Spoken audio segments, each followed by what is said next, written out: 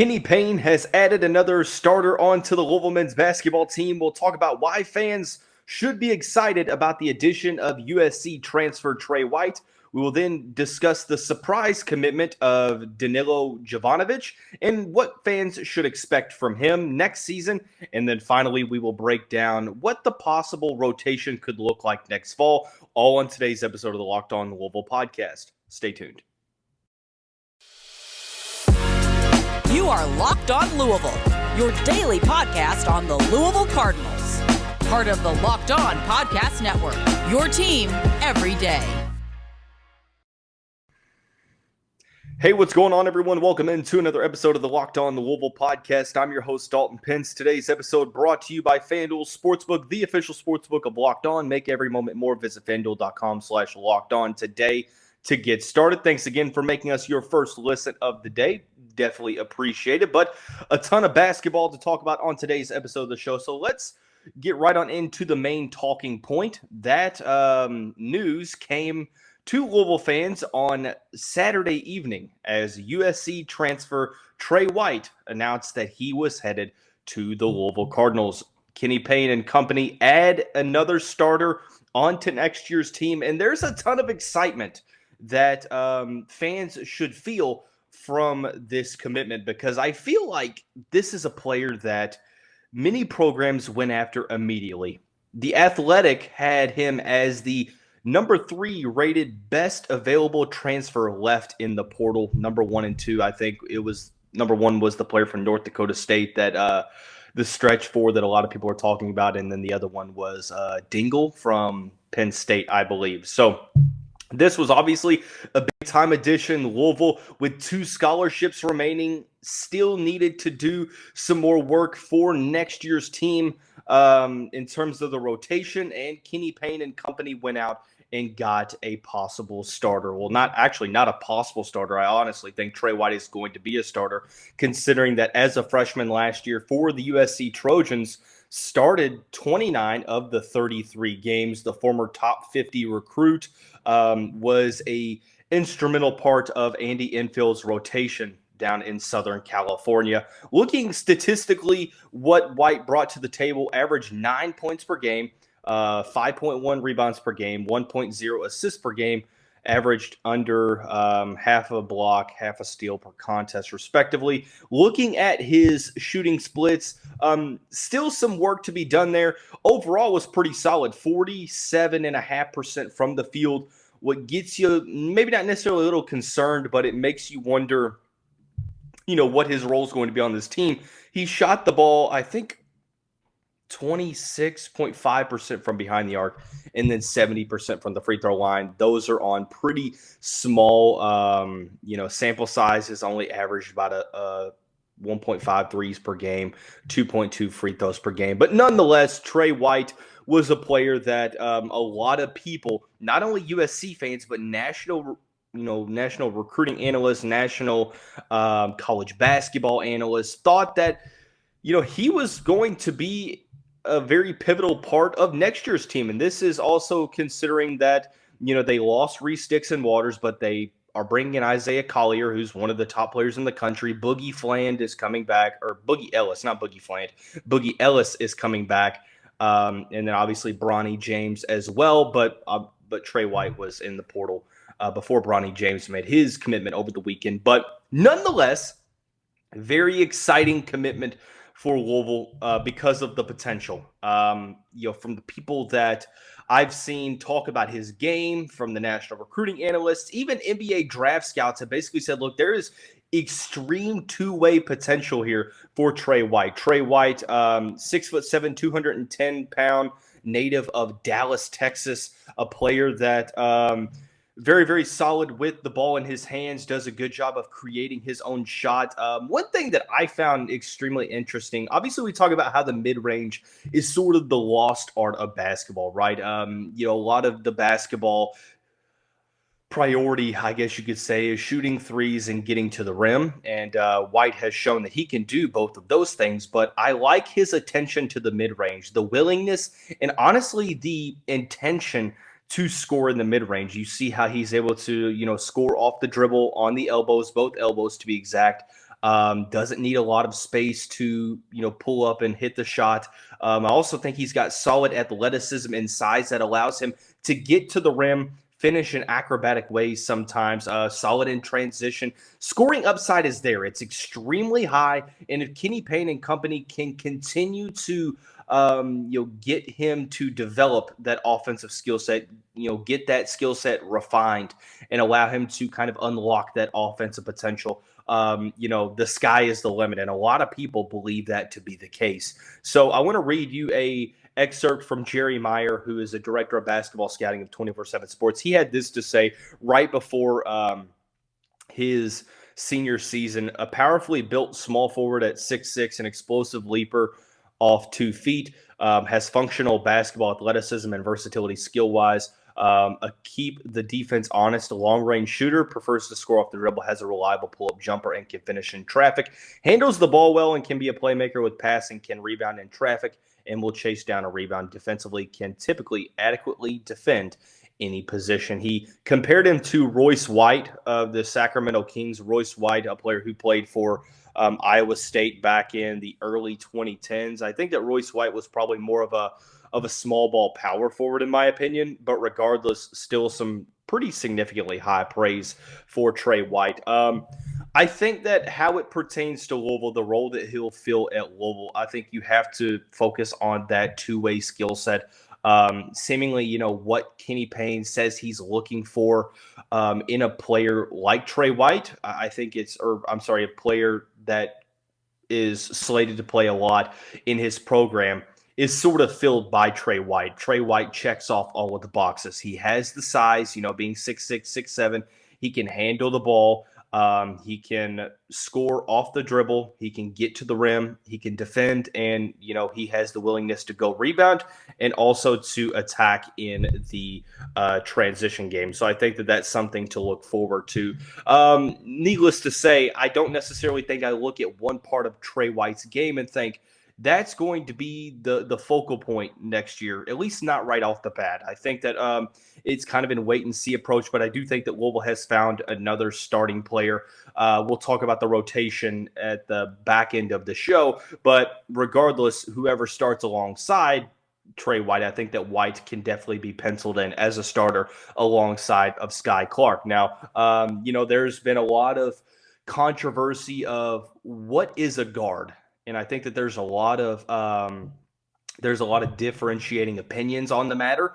A lot of people have different ideas of what a guard is. And I think there's been solid points that are brought up by both ends of the discussion. But I do think that Tre White, despite being listed as a wing, I think that, he has that ability to handle the ball. He has that sort of underrated vision and facilitating ability to play the 2 guard and obviously to play the 3 as well. We talk about positionless basketball, but at the end of the day, you still have to have the skill set to fill the needs of guard play. So ultimately, I think he slides in at that 2 guard role pretty seamlessly. I think he's probably a secondary ball handler, secondary initiator. Honestly, only averaged 1 assist per game, so you can't look too much into facilitating there. But I think that his role is going to be the scorer of the basketball, and that's something that Louisville still has to go get, and that is proven college-level production from scoring the basketball. So I think that there's a ton of potential here.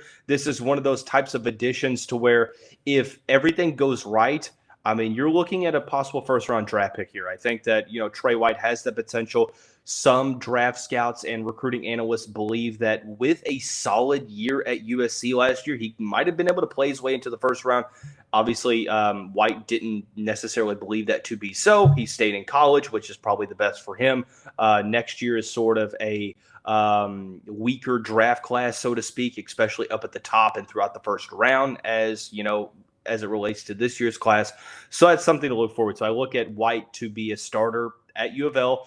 A guy that is playing, last year he averaged 26.7 minutes per game. So, I mean, I look for him to play just as much, if not more. He's going to be one of the focal points on offense. The perimeter shooting does concern me a little bit because Louisville, as of right now, doesn't have one guy that I look at and say, yeah, he's a knockdown shooter. So that makes me wonder.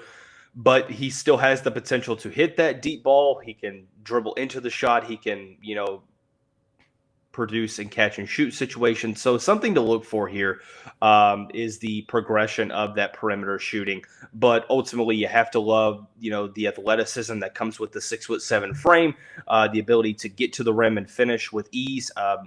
Nearly 50% from the field, which is pretty solid for a wing, pretty solid for anyone outside of front court players. But nonetheless, I like his ability to create his own offense off the dribble and the defensive upside as well, the attentiveness to rebounding the basketball. Tre White should obviously start for next year's team. The addition should make Louisville fans excited. I mean, this is a big-time pickup here. I know that Louisville fans, it's been sort of, kind of all over the place when it comes to recruiting and portal recruiting, but this is a good addition.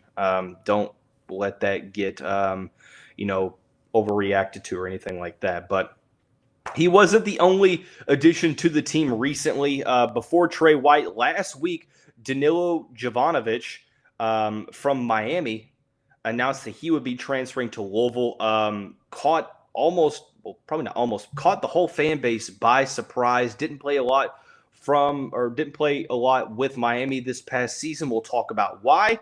We'll also talk about what he could possibly bring to this year's team here in just a second, after we talk about our friends and the title sponsor of the show, FanDuel. Make a fast break to FanDuel during the NBA playoffs, because right now new customers get a no-sweat first bet up to $1,000. That's $1,000 back in bonus bets if your first bet doesn't win. There's a lot of great things that make FanDuel great, from great promotions every day to a safe and secure app. You also get paid instantly, so that's something to focus on there. There's no better place to bet on all of the playoff action than America's #1 sportsbook. Visit FanDuel.com/lockedon. Get your no-sweat first bet up to $1,000. That's FanDuel.com/lockedon. FanDuel, the official sports betting partner of the NBA.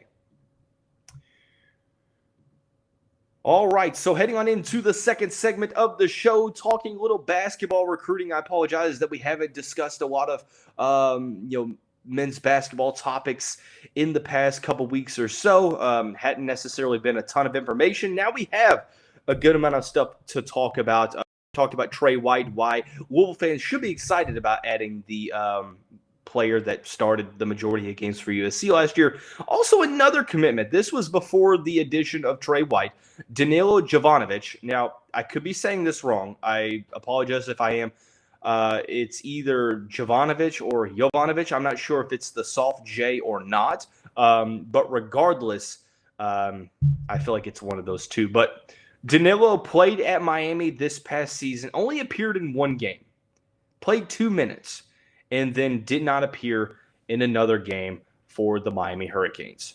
3-star recruit, top 200 recruit. I think he was like 190 in the 2022 class, from the Milwaukee area. 6'8", 220 pounds. Did not record a single statistic. Didn't have a single point, rebound, assist, block, steal, personal foul, turnover, you name it. And he committed to the Cardinals program, not this past Friday, but the Friday before that. And it caught a lot of Louisville fans by surprise. And naturally, the responses to the news were very different. Either you were on the side of, let me learn a little bit more about this player before I make a take, or there was the side that says, why?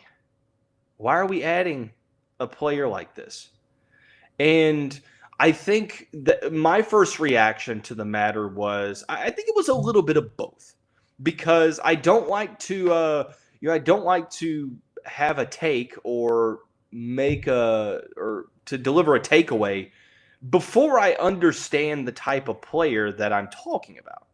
And this is a player that I hadn't heard his name before, both in the transfer portal or for Miami. He didn't play a single game for Miami. I had sort of that response is like, okay, let me learn a little bit more about Danilo before I talk about the recruitment. But also, and I think a lot of people wondered as well, okay, you have 3 scholarships left. At that point in time, before he committed, the breakdown was thought to be you're possibly going to get one of Tre White and RJ Louise. The other one was hopefully going to be for Mackenzie Mbako. And then the one after that was a potential guard. Now, there was rumors that Louisville was potentially going after a guard that maybe hadn't entered the portal yet, so it was a mystery player. But this was a player, Danilo Jovanovich was a player who nobody had discussed. Apparently, I have some friends who are on message boards. I don't have any active subscriptions, but basically they told me there was no talk about this player. There were no times where he was even mentioned. And on top of that, he's not a guard. He is a stretch 4, 6'8", that, plays the 4, potentially the 3. And with Louisville's situation in the rotation now, where they don't necessarily have any room at the wing position, or they need guards, it had a lot of people kind of confused and definitely frustrated. Now, I was kind of in both camps because I understand the need for a guard, and it goes back to, okay, what is your definition of a guard? And you wonder if Kenny Payne and company feel good with the potential rotation as it is. And I think that that's something that we're going to talk about in the next segment. But there was a little bit of frustration throughout the fan base because a lot of people believe that Louisville needed a guard, and they went out and added not only a wing that, not only adding a wing, but adding a wing that played 2 minutes last year and didn't record a single statistic. Now, granted, what you have to look at is he did have a minor injury to start the year. When he came back, he played that one game, played 2 minutes, and then Jim Larinaga essentially wanted to redshirt Jovanovich, and he didn't play for the remainder of the season. Now, that goes to show you that, but why he didn't play. And Miami had a very veteran-led team. As a senior in Milwaukee, Danilo, he didn't score. He averaged 29 points and 11 rebounds per game, respectively. So the high school film is there. When you watch his high school film, you can kind of see where the potential is. And I think that it's kind of overreacting to go ahead and write off a player this early in his career because he didn't necessarily get a great opportunity at Miami. But he showed the ability to create off the dribble, showed that the defense has to respect his three-point shot, the ability to create his own shot off the dribble. But it makes you wonder, and I'm not saying that Danilo is a bad player at all. In fact, he could turn out to be a good player, and Louisville's been a program throughout history that has succeeded sometimes with these types of players. But for next year's team, it's one of those that does make you scratch your head because there's already kind of a log jam at the wing position. Whether he projects as the 3 or the 4, you have guys like, let's look at the guys that play wing, or the 4. You have Brandon Huntley-Hatfield, you have J.J. Traynor, you have Mike James, Caleb Glenn, Curtis Williams Jr., potentially Karan Davis. Now you have Tre White. So there's only so much time to go around. You sort of had your rotation defined a little bit more so, but you still needed to add some potential starting level players. Now, the question is, and we talked about this with Fabio Basili, I'm not saying that we should hinder expectations right away because he's a bad player. I'm not saying that whatsoever. I think that there's potential there.